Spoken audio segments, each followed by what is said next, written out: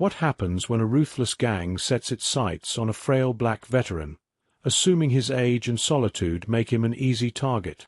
But they don't expect his son, a general in the United States military, to stand by his side.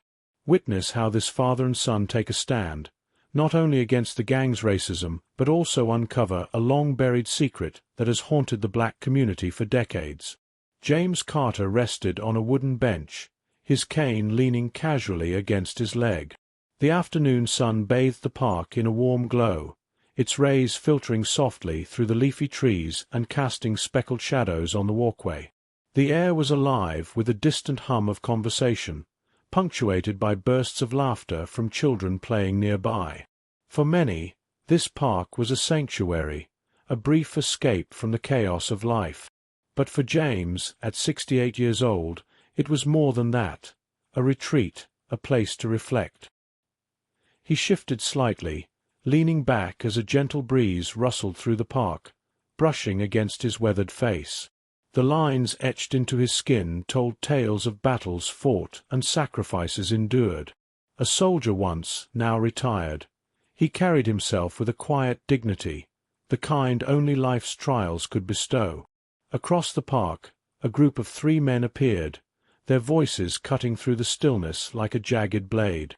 They moved with a swagger that demanded attention, their laughter grating against the serenity.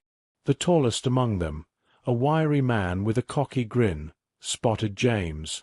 Nudging his companions, he nodded toward the lone figure on the bench. James saw them but chose not to react, his gaze fixed firmly on the trees. His instincts, honed from years of experience, told him trouble was brewing. These men, no boys, he corrected himself, weren't seeking peace. They wanted amusement, and James, sitting quietly with his cane, seemed an easy target. "Hey, old man!" one of them shouted, his voice loud enough to turn heads. James didn't flinch. He let the words hang in the air, unacknowledged, as he shifted his focus to the swaying branches overhead. He had heard worse in his lifetime and saw no reason to fuel their taunts with a reaction. "Yo, Gramps! We're talking to you," another called, stepping closer. Their sneakers scuffed the pavement in deliberate, mocking rhythm. James sighed softly, his fingers adjusting their grip on the cane. It wasn't fear tightening his muscles, it was irritation. He had come here for peace, and now his tranquility was being rudely disrupted. "What's the matter? Too deaf to hear us, or just too good to say hello?" The leader sneered, leaning forward with a crooked smile. James turned his head slowly, his calm gaze locking onto theirs. His voice, steady and deliberate, sliced through the tension. "Afternoon, gentlemen." The simple, composed response caught them off guard. Their laughter faltered momentarily, only to return louder, forced. The leader smirked, as though embarrassed by his own hesitation. "Gentlemen, huh? That's funny. We're not here for pleasantries, old man," he said, stepping closer, his companions flanking him. "We're here to show you who's in charge." James didn't waver. His steady gaze appraised them, his silence deliberate, a message they failed to grasp. The mood shifted, their initial amusement now underpinned by hostility. They expected fear. Instead, they were met with unshakable composure. "You look pretty comfortable here," the leader sneered, circling slightly. "Like you think this is your park." James's expression remained calm, though his grip on the cane tightened imperceptibly. His voice, low but firm, cut through the taunt. "What do you want?" The leader chuckled darkly, glancing at his companions for approval. "What do we want? You're in the wrong place to ask that, old man. Don't you know where you belong?" James raised an eyebrow, his tone sharp and unwavering. "And where would that be?" The leader's grin turned malicious as he leaned in closer, but James didn't move. He had faced storms far more ferocious than this, and they were about to find out. "But guys like us," the leader began, his tone dripping with mockery, "we don't take kindly to outsiders trying to act like they belong. You catch my drift?"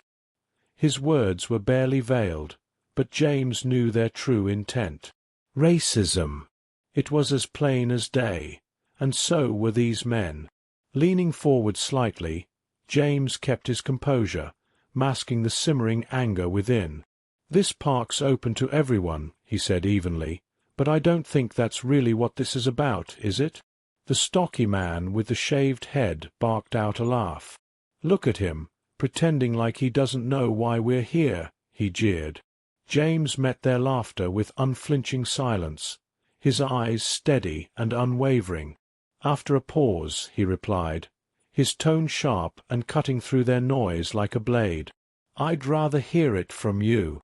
The leader smirked, crossing his arms as he leaned in closer. "You want to hear it? Fine. Guys like you think you can just walk around here like you own the place. Like we're supposed to just take it? Well, not today, old man. Today, you're going to learn a lesson." The venom in his voice didn't faze James. He'd faced hatred before, in situations far worse than this, but that didn't make their words sting any less. He let the silence linger for a moment, each insult fueling the quiet fire burning within him. "You think I need to learn something?" James asked, his voice low but firm. "No, I think it's you who needs the lesson." For a brief moment, the leader's smirk faltered, his confidence shaken. But it quickly returned, hardened into a scowl. "Oh, we'll teach you just fine." He gestured toward his companions, who stepped closer, their movements deliberate and menacing, like predators closing in on their prey.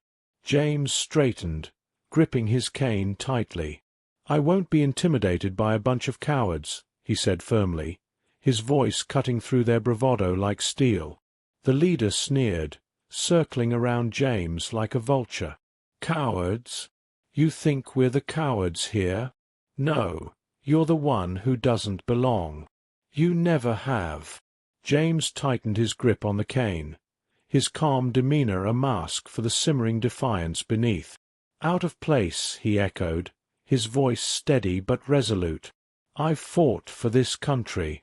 I've earned my place wherever I choose to be. What have you done that makes you so entitled to claim this park as yours?" For a moment, the leader froze, caught off guard by the question. His sneer faltered, replaced by a flicker of anger. "You want to know what I've done? I've watched people like you ruin everything," he spat. "My old man lost his job to one of you, 20 years gone in a day, just so some company could fill their diversity quota." James raised an eyebrow, his gaze sharp and unyielding. "So, you blame me for something you don't understand? You think I walked into a company and demanded someone else's livelihood? You're using excuses to justify your hate." The stocky man to James's right interrupted, his voice thick with resentment. "You don't get it. My family's been here for generations, working hard, building this place. Then people like you come in, acting like it's yours. Schools, jobs, neighborhoods. It's all slipping away." James inhaled deeply, leaning forward slightly. "You think I don't know what it means to work hard? I've spent my entire life proving myself to people like you, who thought I didn't belong. You think I didn't earn my place?" The leader's sneer twisted back into a grin, but it didn't reach his eyes. "Yeah, right. Bet you're going to tell us your big sob story now. How you had it so hard. Let me guess, you started with nothing, worked your way up, and now you think you're better than us. Save it, old man." James's voice sharpened, cutting through their mockery like a razor. "I did start with nothing, but not because of laziness or entitlement, like you want to believe. I fought in wars, buried brothers, and came home to a country that still didn't think I belonged. And now, decades later, I sit here in a public park, minding my own business, and I'm still dealing with the same hate." The leader laughed hollowly, a weak attempt to cover his discomfort. "You think we care about your little war stories? That doesn't change the fact that your kind ruins everything." James's gaze hardened, his voice like steel. "The only thing ruining anything here is your hatred. It doesn't make you stronger. It makes you smaller." The wiry man pacing behind James suddenly snapped. "Shut up, old man. You don't know what you're talking about." He lashed out, kicking James's cane, sending it clattering to the ground. James stumbled slightly but steadied himself on the bench, his sharp eyes locking onto the leader. His voice didn't waver. "You can knock me down all you want, but it won't make you right." The leader's face darkened, his smirk replaced by a scowl. "Oh, we'll do more than knock you down." The three men moved closer, their intentions clear, their aggression palpable. But James, seated and steadying himself against the bench, remained unshaken. His body ached, his muscles protested, but his mind stayed razor-sharp. The stocky man sneered. "What's the matter? You just going to sit there and take it?" He flexed his fists, stepping closer, his smirk widening. "Maybe you don't have the guts to stand up." James exhaled slowly, his voice calm but resolute. "You're about to find out." But with words edged in steel, James continued, his voice unwavering despite the pain. "I've stood against men twice your size and 10 times your strength. Bullies like you are nothing new, and you won't be the last." The leader scoffed, stepping closer to loom over him. "Big words for someone too scared to even get off the bench. Maybe you're finally realizing you don't belong here." James didn't respond right away. Instead, he reached down deliberately, gripping the edge of the bench. With steady determination, he pushed himself to his feet. His frame, though worn by the years, still bore the weight of a man who had once been unbreakable. The leader faltered, if only for a split second, clearly not expecting James to rise. "What, you think you're going to take us on?"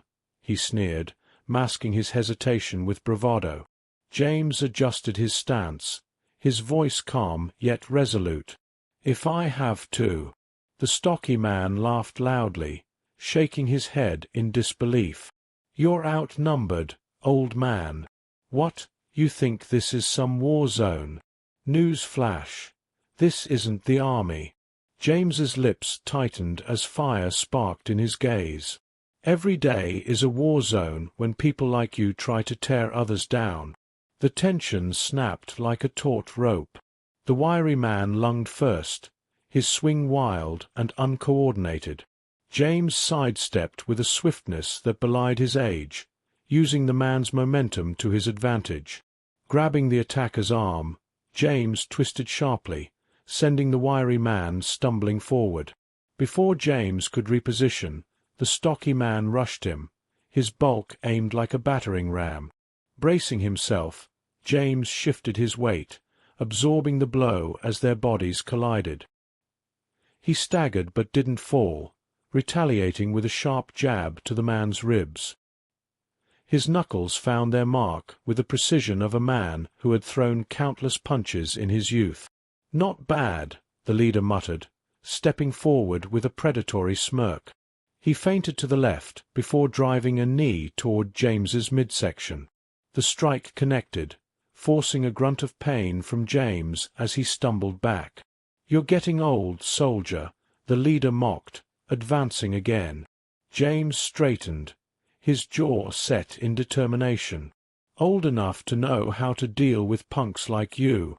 The wiry man, recovering, let out a frustrated snarl and charged again, this time aiming lower in an attempt to sweep James's legs. Anticipating the move, James shifted just enough to avoid the brunt of the attack.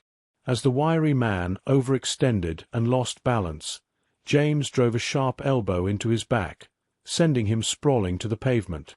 The leader's irritation was now palpable. He motioned to the stocky man. "Let's finish this."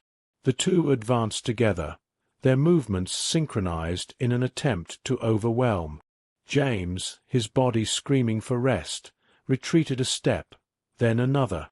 The leader swung high while the stocky man aimed low. Ducking the first blow, James managed to block the second with his forearm, though the impact sent pain shooting through his arm. Gritting his teeth, he lashed out with a kick, landing it against the stocky man's knee and halting his advance. "Enough games," the leader barked, throwing a wild punch that clipped James's shoulder. The force sent him spinning, and he stumbled, his back hitting the bench. Gasping for air, James gripped the bench for balance, his breath coming in short bursts. He was losing ground, and they knew it. The leader smirked, closing in, clearly ready to deliver the final blow. But James, with every ounce of resolve left in his battered frame, pushed off the bench and swung. His fist connected with the leader's jaw, the impact audible as the man reeled back, clutching his face in shock. "Not bad," the stocky man growled, stepping forward with his fists raised. "But you're done now." The three regrouped, their faces dark with anger. James, though battered and weary, stood his ground. His breaths were shallow, his legs threatening to buckle beneath him, but his defiance burned brighter than ever. "You don't know when to quit, do you?" the leader growled, his voice dripping with venom.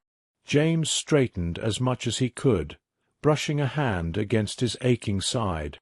"Quitting's not in my blood," he said, his voice steady despite the pain radiating through his body. The wiry man snarled, charging with another reckless swing. This time, James was too slow to block. The blow landed hard against his ribs, driving the air from his lungs. The stocky man followed up with a brutal shove, sending James sprawling to the ground. The impact rattled his bones, and his cane lay just out of reach. For the first time, James couldn't force himself to stand. The three men loomed over him, their faces twisted with triumph. The leader crouched slightly, his shadow falling over James's battered form.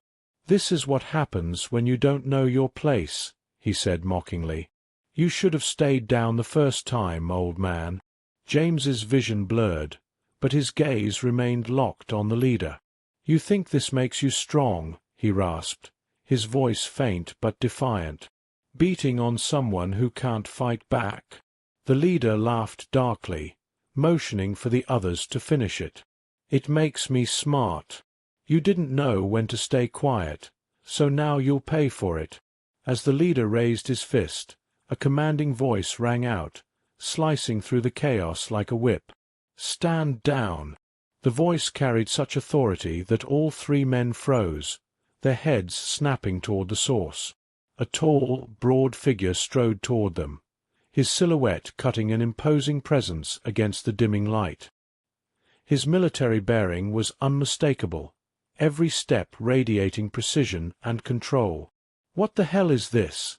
the leader muttered, his bravado faltering as the man drew closer. James, lying on the ground, managed a faint smile, his voice tinged with relief. "Marcus." The newcomer's voice boomed again, even louder and more commanding. "I said, stand down." The gang hesitated, their confidence crumbling as they sized up Marcus.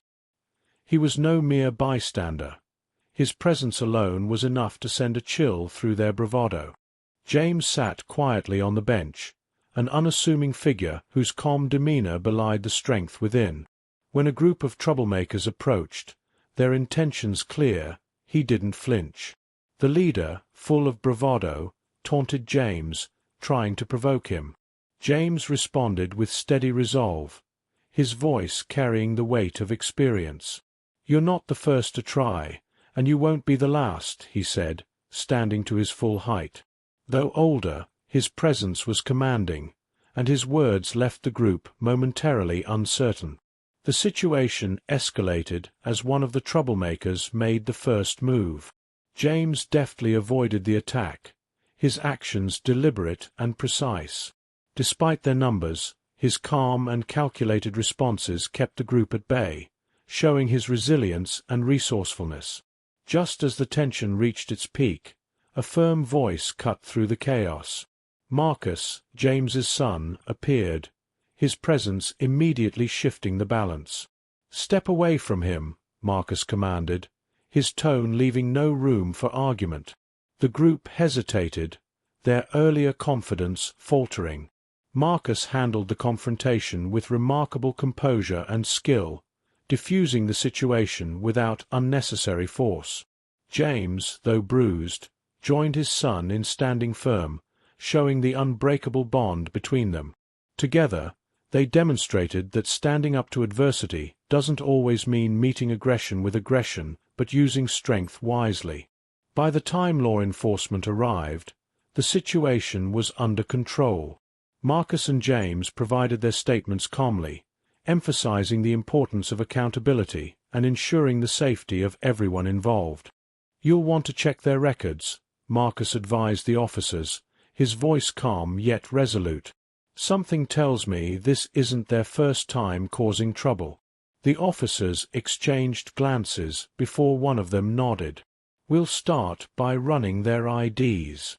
For now, we'll take them into custody and get everyone's statements." As the officers began securing the group, the leader shot a defiant glare at Marcus. "This isn't over," he sneered. "You'll regret this." Marcus leaned closer, his tone low and firm. "The only thing I regret is not stopping you sooner. You made your choice. Now face the consequences." The leader's bluster faltered as the officers led him and his companions toward the patrol car. The park's earlier tension eased, giving way to a sense of resolution. Marcus kept his watchful gaze on the restrained individuals while James leaned slightly on his cane, his fatigue beginning to show. The officers worked methodically, securing the remaining individuals and preparing to transport them. One officer adjusted the restraints on the stocky man, who grimaced but remained silent. The wiry man muttered something under his breath, his bravado fading. Meanwhile, the leader's restless glances caught Marcus's attention.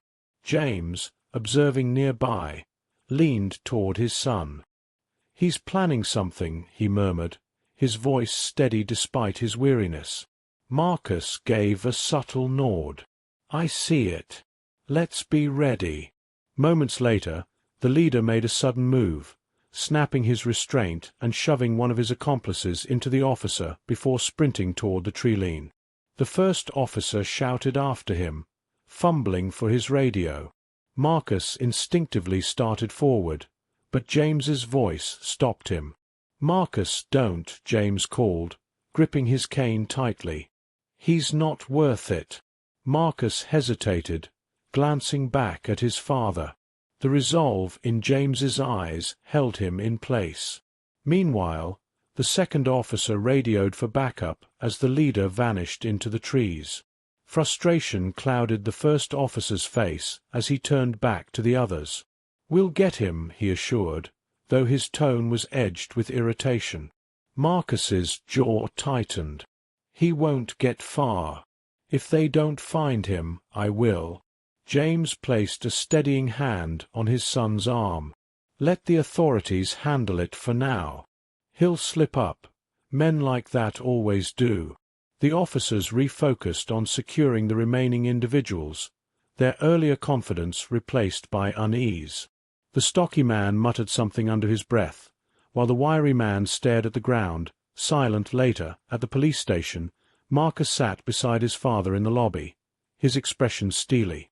The officers escorted the subdued individuals into holding, their earlier arrogance now replaced by quiet apprehension.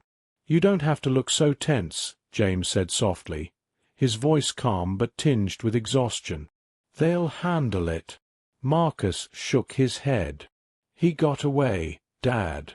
That's not something I take lightly." James nodded, acknowledging his son's frustration. "And he'll make a mistake." Desperate people always do. As the officers prepared to question the two detained individuals, Marcus watched from an observation room, his gaze sharp. The wiry man fidgeted nervously, while the stocky man slouched, avoiding eye contact. Despite the officer's firm yet professional questioning, the answers were slow to come. Frustrated, Marcus left the observation room and returned to the lobby. "They're not talking," he said, his tone clipped. "Or at least not fast enough." "They're scared of him," James replied thoughtfully. "More scared than they are of the consequences."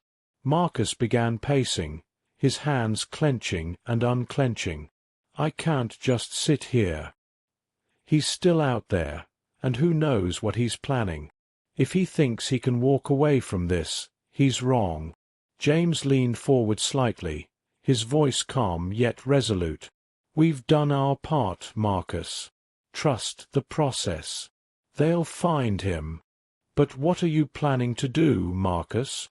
James asked, his tone calm but firm. "You're not a cop. You've done your part." Marcus stopped pacing and turned to face his father, his expression resolute. "I'm not going to sit idle while he gets away with this. I've spent my life leading teams, tracking threats, dismantling operations. I can do it again. Only this time it's personal." James studied his son intently, then gave a slow nod. "You'll need more than just your experience. You'll need strategy, connections, and someone who knows how people like him think." A faint smile tugged at Marcus's lips. "I was hoping you'd say that." James pushed himself to his feet, leaning heavily on his cane but standing tall. "Then let's get to work." He made the mistake of underestimating the wrong family. We're not going to let him make it twice. Together, they left the station, their purpose clear. Marcus's military precision and James's hard-earned wisdom were a formidable combination, and they were ready to track down the man who thought he could escape justice. Later that evening, Marcus and James sat in James's modest living room, the low hum of the overhead fan breaking the silence. Between them, the coffee table held James's old notebooks and Marcus's sleek laptop. Two approaches, one rooted in experience and wisdom, the other in modern tools and efficiency. "I made a few calls," Marcus began, his tone measured. "Reached out to some old contacts. Turns out our friend isn't just some small-time thug. He's part of something bigger." James raised an eyebrow, leaning forward. "How much bigger?" Marcus tapped his laptop, pulling up a series of files, mugshots, and records. "The leader, Gary Gunnar Hughes, is connected to a network of hate groups in the region. Small cells, but they coordinate recruitment, propaganda, and occasionally violence when they think they can get away with it." James's jaw tightened as he scanned the photos on the screen. "So this wasn't random. They targeted me because of who I am." Marcus nodded grimly. "Exactly. They see someone like you, a symbol of dignity, someone who's lived a life of service, and they want to tear that down. This isn't just personal, Dad. It's political, ideological, and dangerous." James exhaled slowly, his hand gripping his cane. "And the two we caught, do they know all this?" "They might," Marcus replied, leaning back. "But they're just foot soldiers. People like Gary don't share much with their lower ranks. Still, his record paints a picture of a man who thinks he's untouchable." James sat in thought, his expression unreadable. Finally, he nodded. "So, what's the plan? How do we find him?" Marcus's lips pressed into a determined line. "We start with his network. He won't stay quiet for long, not with two of his men in custody. If we can figure out where he feels safe, we'll find him."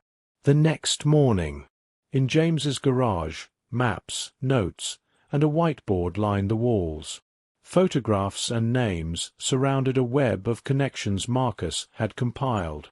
"This spot," Marcus said, pointing to a location on the map. "A run-down warehouse. It's been used in the past by one of Gary's associates. Might be a fallback point or a stash house." "And this one?" James asked, pointing to another marker on the map. "A bar," Marcus replied. "Flagged for hosting members of these hate groups. Gary's been spotted there recently. If he's desperate, he might reach out to someone there." James leaned forward, his expression grim. "We start there. He'll need allies, and he knows he can't do this alone." Marcus nodded. "I've sent the intel to a few contacts and coordinated with local authorities. If Gary shows up, we'll know." James frowned slightly, tapping his cane. "And if the authorities drag their feet?" Marcus's gaze sharpened. "Then we move ourselves. Every second we wait is another chance for him to regroup." James studied his son for a moment before nodding. "You're right. But if we act, we do it smart. No rushing in blind." Marcus smirked faintly. "Planning's my specialty, Dad. And I've seen it before. Guys like Gary get careless when they think they've won. That's when we strike." Later that day, Marcus and James sat parked a short distance from the bar in a nondescript sedan. The building was as run down as expected, peeling paint, flickering neon, and a scattering of cars in the lot. "This is the kind of place where men like him feel comfortable," James muttered, leaning slightly on his cane. "No cameras, no questions, and no one willing to stick their neck out." Marcus scanned the lot with binoculars. "If he's desperate, he'll come here looking for support." James took the binoculars, narrowing his eyes. "That truck by the side door. It's old and beat up, but the plates are newer. Someone doesn't want to draw attention." Marcus nodded. "Could be something. Let's move carefully. If Gary's here, we're one step closer to ending this." With quiet determination, the two prepared to confront the man who had underestimated the strength of their bond and their resolve. But Marcus sidestepped smoothly, grabbing the attacker's arm and twisting it into a hold before shoving him into the side of the truck. The clearing was a flurry of movement now, and Marcus's military training kicked in as he assessed the chaos. He needed to buy time. James, still at the tree line, saw the situation escalate and gritted his teeth. With surprising agility for his age, he moved forward, gripping his cane tightly. As one of the attackers broke off and headed toward Marcus's blind side, James intercepted him with a swift jab of the cane to the knee, sending the man collapsing with a groan. "Thought I was just a spectator, didn't you?" James muttered under his breath, positioning himself protectively near Marcus. The older leader barked commands, clearly trying to regain control. "Enough of this. Take them down now." His voice was sharp, but Marcus could sense the growing desperation in his tone. Marcus grabbed a crate lid and swung it, deflecting a punch from another attacker before countering with a calculated strike that sent the man stumbling. "They're panicking," he muttered to James. "We've got them off balance." Gary, meanwhile, was cowering near the building, his earlier bravado completely gone. "We're exposed," he shouted. "We have to leave now."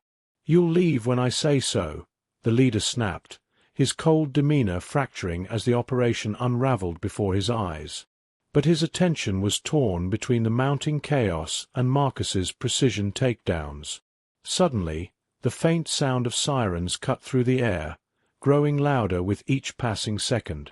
Marcus smirked as he landed another precise blow, taking down a fourth attacker. "Sounds like backups here." The leader's eyes darted toward the sound of approaching law enforcement. "Fall back," he roared. "Regroup at the second site." "No," Marcus said firmly, stepping forward with James by his side. "This ends here." The leader reached into his coat, pulling out a firearm, but Marcus moved faster. With a well-aimed kick, he sent the weapon flying from the man's hand, following it up with a forceful punch that knocked him to the ground. By the time the authorities arrived, the fight was over. Marcus and James stood amidst the chaos, breathing heavily but unharmed, while the group lay subdued. Crates of evidence were left in plain view, incriminating the operation beyond any doubt. Gary, still trembling, was hauled to his feet by an officer. He looked at Marcus with wide, terrified eyes. "You don't understand. They'll come for me. You have no idea who you're dealing with." Marcus stepped closer, his voice low and steady. "Oh, I understand perfectly. And you can tell the rest of them. We're not going anywhere."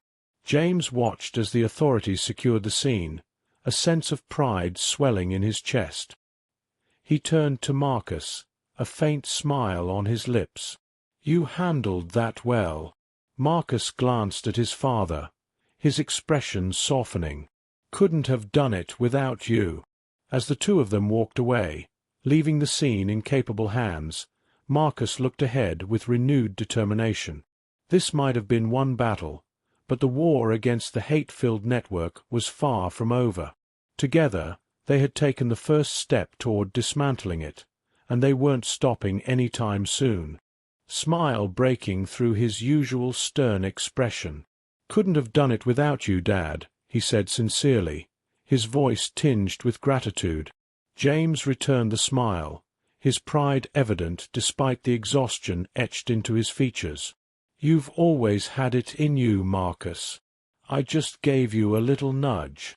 As they left the station, the weight of the past few days began to lift, though Marcus knew there was still work ahead. The hate-filled network they had uncovered was vast, and this was just the beginning of dismantling it. "What's next?" James asked as they walked to the car, his voice steady despite the toll the mission had taken on him. Marcus opened the door, pausing before getting in. He looked toward the horizon, his gaze resolute. "We keep going. We make sure they can't rebuild. And we protect the people they were targeting." James nodded, his grip on his cane firm. "Then let's get to it." Father and son drove off together, united not just by blood but by purpose. The battle they had fought wasn't just about bringing criminals to justice. It was about standing against hatred and protecting those who couldn't protect themselves.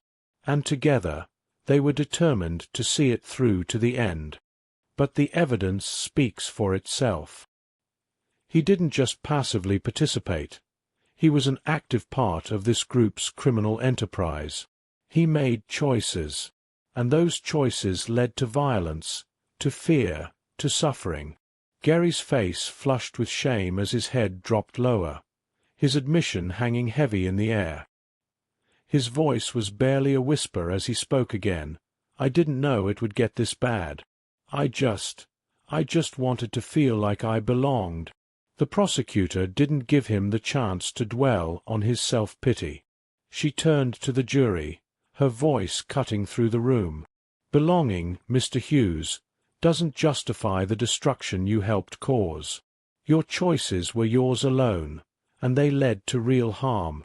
Marcus watched from the gallery, his jaw clenched but his eyes unwavering. The case was solidifying, every piece falling into place like a puzzle being completed right before his eyes. The gang had underestimated the power of truth and justice working together. As the defense attorney tried to salvage the situation, it became clear to Marcus and James that the defense had no viable counter. The evidence was overwhelming. The gang's operation was being exposed for what it truly was, an organized effort to spread hate and fear, masked by a twisted ideology of belonging and power. The rest of the day went by in a blur as the trial continued to unfold. The defense attempted more arguments, but with each one, the prosecution's case grew stronger. By the end of the day, it was clear to everyone in the courtroom that the scales were tipping in favor of justice. As they left the courthouse for the day, Marcus and James remained silent for a moment, the weight of the trial on their shoulders. The battle was far from over, but they were winning.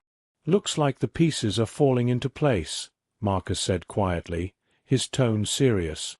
James nodded, his eyes scanning the horizon. "We're almost there. One last push, and it's done." Together, they stepped into the night, resolute in their mission. The fight against hate and violence wasn't over, but with each day that passed, it felt like they were one step closer to victory. A meaningful smile spread across his face as they arrived. Marcus spoke up. "We're here to stop Gary." James met his words with a smile of his own, the pride clear in his eyes. "One step at a time, son." A week later, the faint buzz of the courtroom hummed in Marcus's ears. He adjusted his tie, glancing at James seated next to him in the front row. His father's expression remained steady, despite the immense weight of what they were about to face. The past week had been a blur. Interrogations, meetings with prosecutors, and an unyielding effort to ensure every piece of evidence was airtight. And now, it all led to this pivotal moment. "It feels different being on this side of it," James muttered, his voice barely audible to Marcus. Marcus smirked slightly, his gaze fixed on the empty judge's bench. "Still a mission, Dad. Just a different battlefield." The courtroom filled quickly as reporters settled in the back, and jurors filed in, their faces a mix of curiosity and tension. Gary and the remaining gang members were escorted in, their shackled hands a stark reminder of the stakes. Seated between his attorney and the others, the gang leader radiated defiance, his posture stiff and his eyes cold. As the judge entered, the murmurs faded into silence. The trial had begun. The prosecutor stood and addressed the jury with calm but forceful words. "Your Honor, members of the jury, this case is not about a single incident, nor a group of isolated individuals. It's about a coordinated and deliberate effort to intimidate, harass, and harm. It's about a destructive ideology of hate that manifests in violence." The jurors leaned in, captivated, as the prosecutor gestured to the defense table, where the gang sat, some hiding their fear behind expressions of indifference. The defendants didn't act on impulse. Their actions were calculated, and we will prove it. The first witness was a police officer involved in the raid at the hideout. His testimony was clear and methodical, detailing the evidence found: firearms with altered serial numbers, propaganda material, and blueprints for public spaces that appeared to outline plans for future attacks. "These items were seized from a property tied to the defendants," the officer said. "They clearly show intent, not just to intimidate, but to commit acts of violence." The defense attorney quickly rose for cross-examination, attempting to cast doubt on the connection between the evidence and the defendants. "Could someone else have left these items there?" he asked. "No, sir," the officer replied firmly. "We recovered fingerprints from several items, including Gary Hughes's and the individual known as their leader." Marcus exchanged a look with James, who gave a slight nod of approval. Next, James took the stand. He walked up with calm determination, his cane tapping lightly on the floor. Once sworn in, he recounted the events in the park with a steady voice, even as he described the attack. "They targeted me because of who I am, because of my skin color, because I'm a veteran, because I stand for everything they hate." The prosecutor guided him through the details, allowing him to speak of the harassment and violence in vivid detail. "And when your son intervened, what was their response?" the prosecutor asked. "They didn't stop," James answered, his gaze fixed on the jury. "They thought they could outnumber him. They thought hate would make them strong. It didn't." During cross-examination, the defense tried to rattle James, questioning if he might have provoked the gang. James stood firm. "I've seen hate like theirs before. It doesn't need provocation. It thrives on weakness, and when it sees strength, it tries to destroy it." The case built with Gary's recorded confession. his voice trembling as he implicated the gang leader as the mastermind behind their operations. The jury listened, their expressions hardening with each word. "I made the plans," Gary admitted in the recording. "We just followed orders. We'd scare people into leaving, into knowing their place." At the end of the first day, Marcus and James walked out of the courthouse together, the weight of the day pressing on them. "They're breaking," Marcus said quietly. James nodded, thoughtful. "One piece at a time. They thought they were untouchable. Now they're realizing they're not."